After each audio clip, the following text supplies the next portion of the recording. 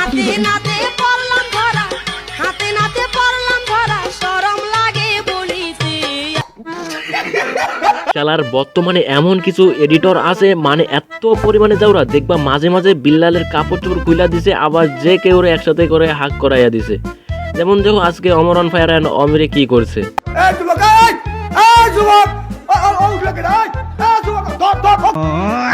মানে বাট আমার সব থেকে বেশি হাসি পাইছে এই ভিডিওতে এক বলদের কমেন্টটা দেখে। হালায় লিখছে অমর unfollow done.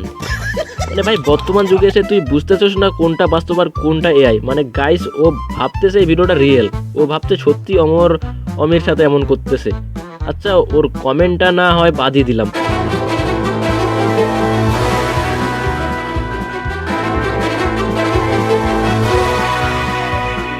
Hey guys, this is Robi and you are watching my channel. তো welcome back to the another new reaction video. আজকে আমি তোমাদের সামনে এমন কিছু ভিডিও শেয়ার করতে যাচ্ছি তোমরা যেগুলা দেখলে নিজের চোখকে বিশ্বাস করতে পারবা না।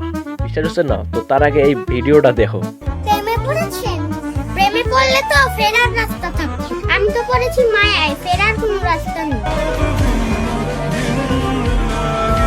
দেখছেন কি কাণ্ড? মানে যেই বয়সে আমরা টায়ার চালাইতাম, মার্বেল খেলতাম, গোল্লা শুট খেলতাম, দাঁড়িয়া বন্ধা খেলতাম, সেই বয়সে এরা নাকি প্রেমে পড়ে, মায়ায় পড়ে।